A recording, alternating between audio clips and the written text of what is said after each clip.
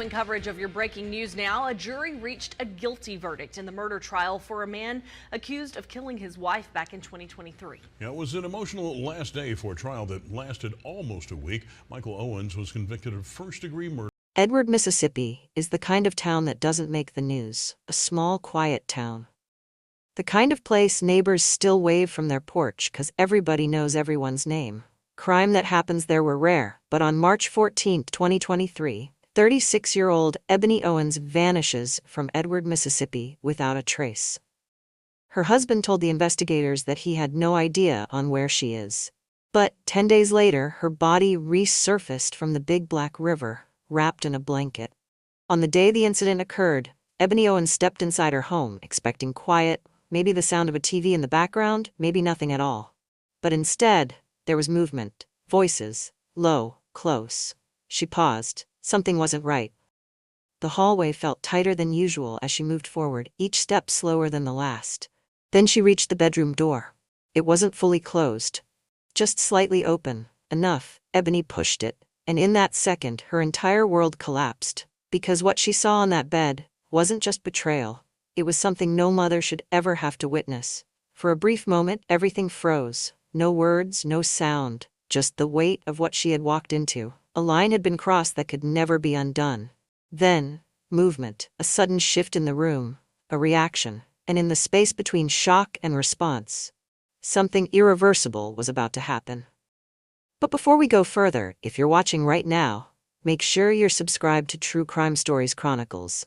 And I want to know, what city or country are you watching from? Ebony Owens was 36 years old, a mother of 4, and the kind of woman whose life revolved around responsibility. Her days followed a rhythm that many people would recognize. Early mornings, getting things ready, making sure her children were okay before stepping out to handle everything else that depended on her. Work wasn't optional, it was necessary. Bills didn't wait, and neither did the demands of raising a family. She showed up. That's one of the things people closest to her would later remember the most. She showed up for her children. She showed up for work. She showed up for the life she had built, even when it required more strength than most people ever see on the surface. Because being a mother of 4 doesn't leave room for inconsistency. It requires structure, patience, and a level of endurance that often goes unnoticed. And Ebony carried that quietly. There was no spotlight on her life, no public attention, just the day-to-day reality of keeping things together, making sure her children had what they needed, balancing responsibilities, and holding everything in place the way many mothers do. People who knew her described her as dependable. Not the kind of person who disappears, not the kind of person who leaves things unfinished. If Ebony said she would be somewhere, she was there.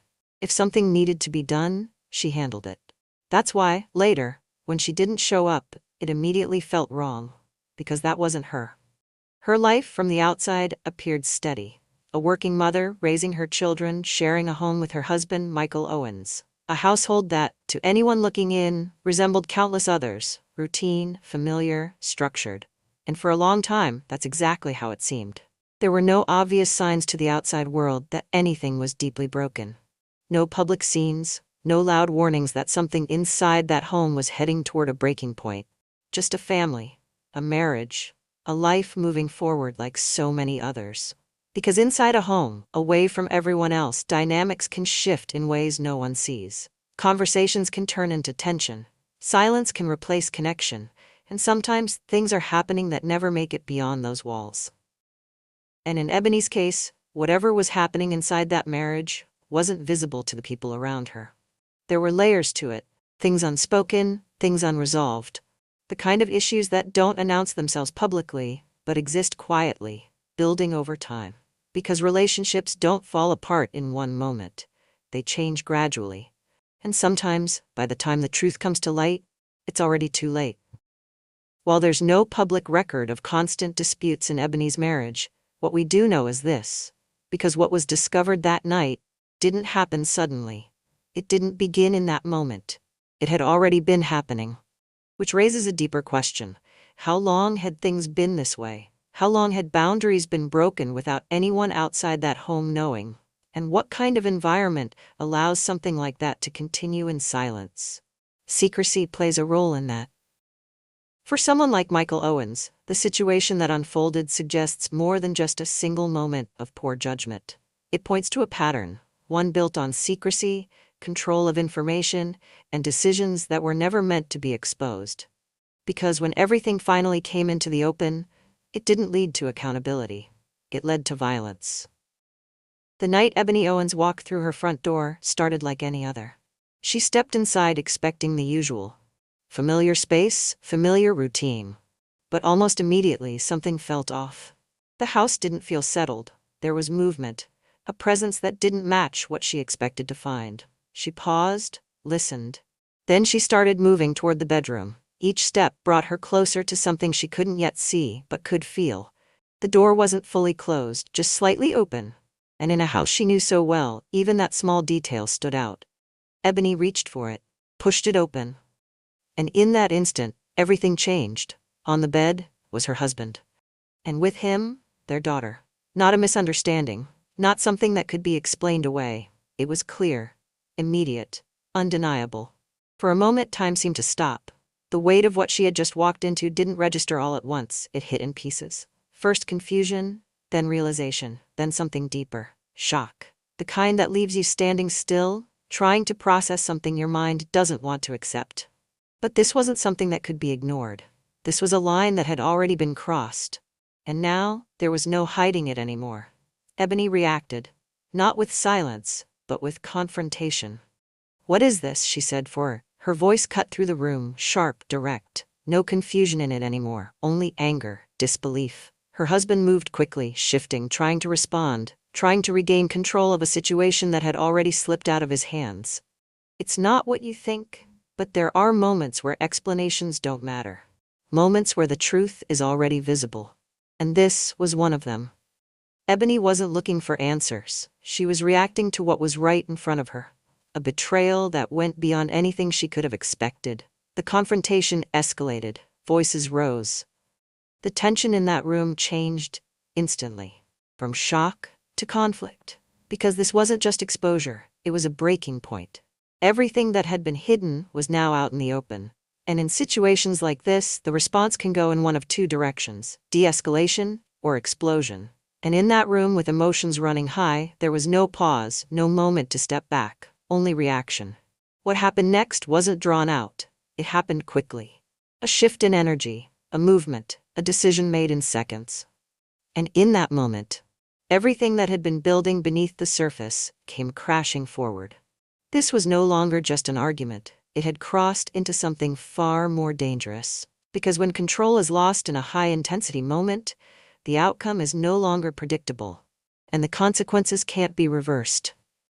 Ebony had walked into that room expecting answers. Instead, she walked into the final moments of her life.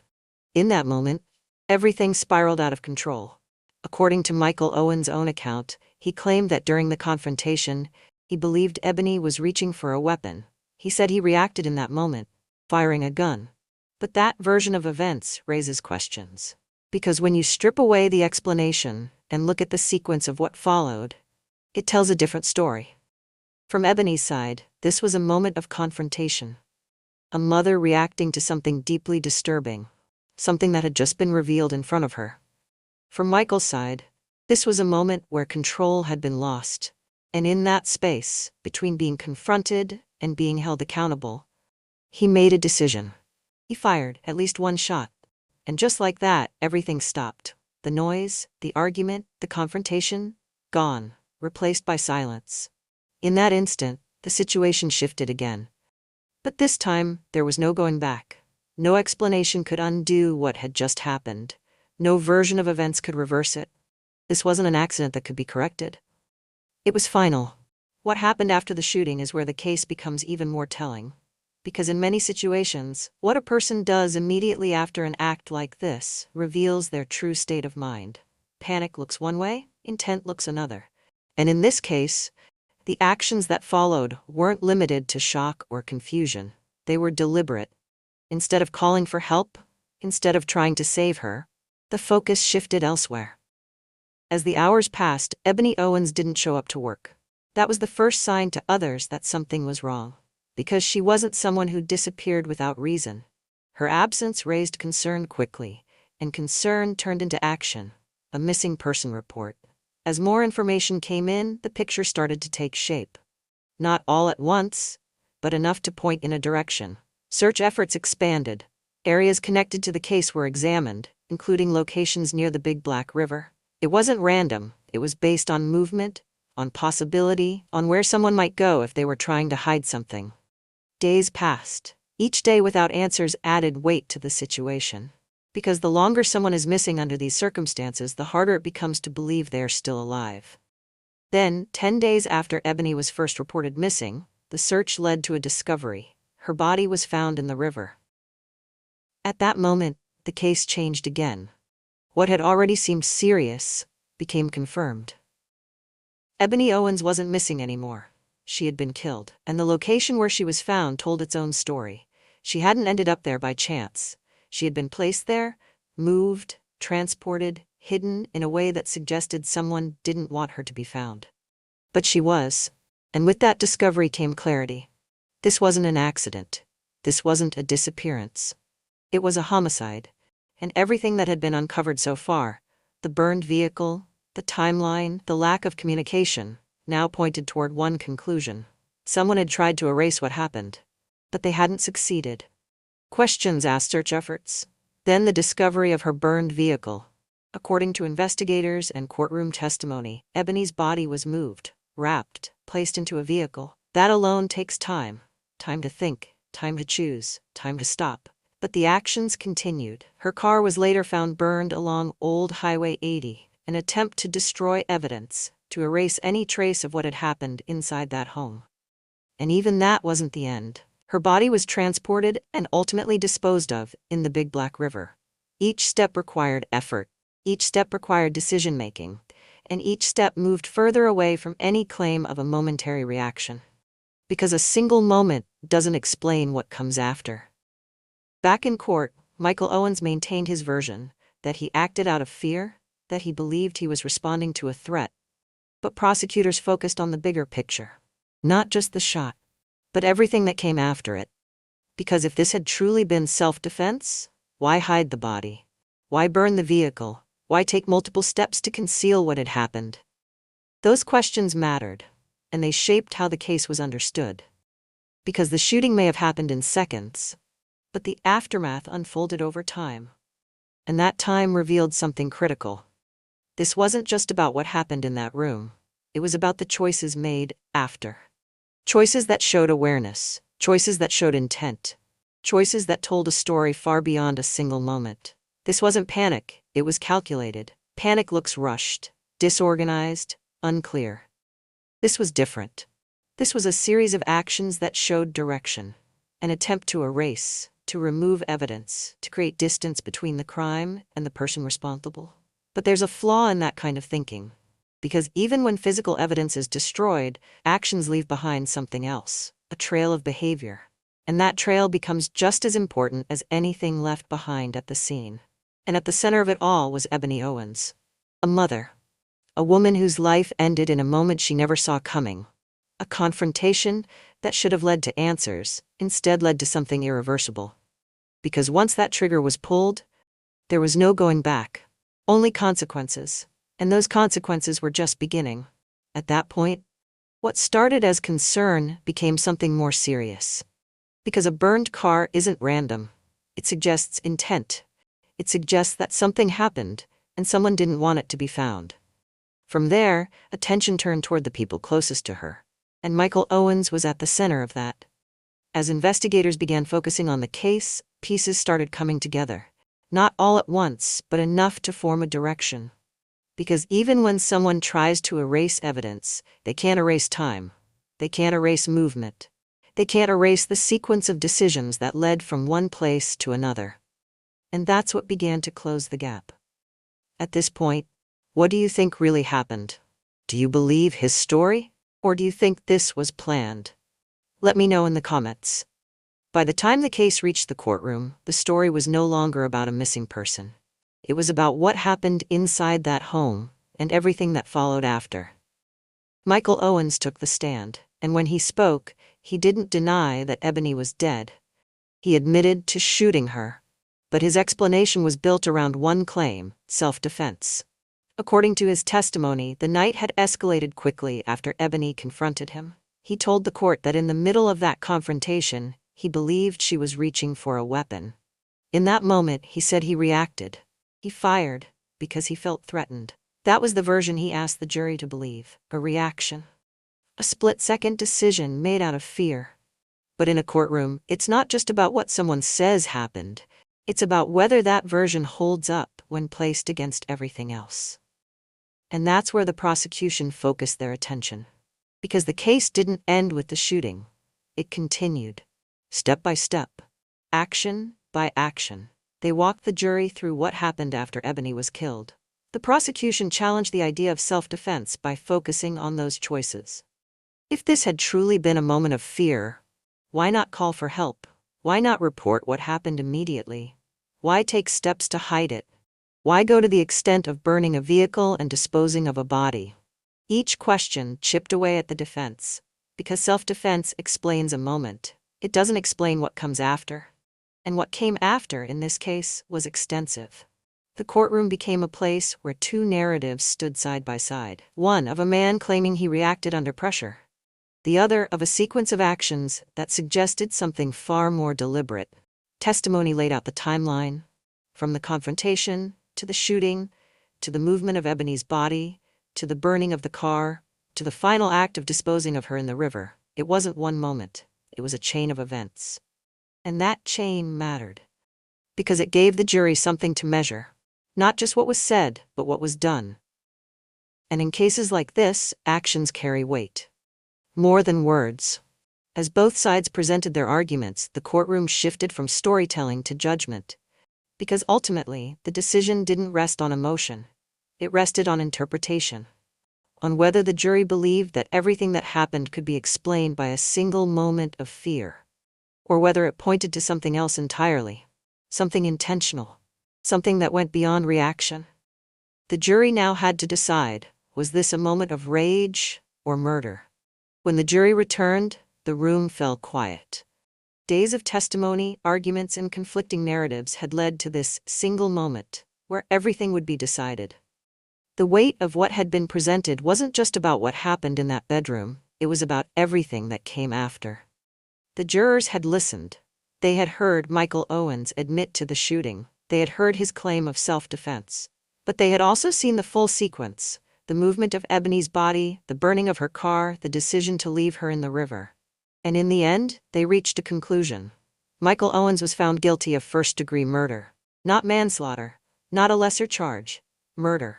A decision that reflected intent, not just reaction. He was also found guilty of third-degree arson for setting fire to Ebony's vehicle in an attempt to destroy evidence. 2 charges. 2 outcomes that pointed to the same conclusion. The jury did not accept his version of events. When sentencing followed, the court handed down a punishment that matched the severity of the crime. Life in prison. A sentence that meant he would spend the rest of his life behind bars. Legally, it brought the case to a close. There was accountability, there was a judgment, there was a consequence. But even with that, something remained unchanged. Because justice in a courtroom doesn't restore what was taken. It doesn't bring back a mother. It doesn't repair the damage left behind. This is the part many cases reach: a verdict, a sentence, a final decision. But for the people affected, there is no reset. Only a different reality. One where answers exist, but the loss remains. Cases like this don't begin with violence. They begin quietly, with things that don't seem dangerous at first. With situations that, on the surface, look normal. That's what makes them difficult to recognize. Because not every danger announces itself.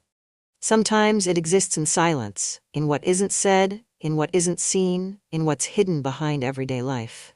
In Ebony Owens' case, the truth didn't reveal itself gradually. It appeared all at once, and when it did, it triggered a chain of events that couldn't be reversed. Sometimes the truth people uncover puts them in the most danger. Because exposure changes everything. It removes secrecy, it forces confrontation, and for some people, that moment of being exposed feels like losing control. That's where things can turn. Because the people closest to us, those we trust, those we build lives with, can also be the most unpredictable when pressure is applied.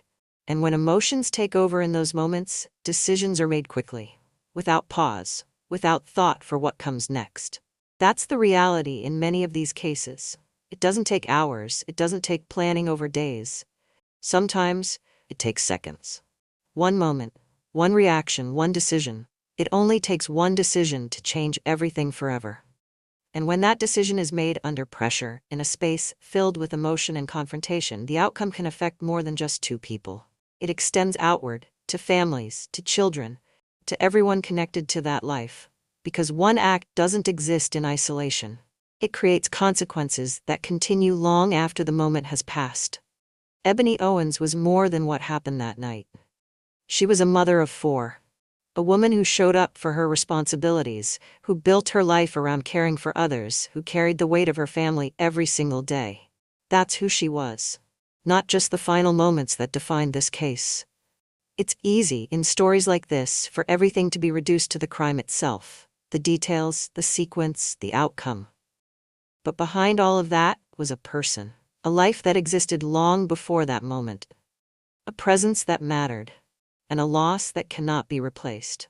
Her story doesn't begin with that night, and it shouldn't end there either. Because what happened to her is part of the story, but it is not all of it. It was just another night, until it wasn't. And in that single moment, everything changed. Not just for her, but for everyone connected to her life. That's what makes stories like this stay with you. Not just because of how they end, but because of everything that was lost along the way. If stories like this matter to you, subscribe and turn on notifications. These are the stories that need to be told.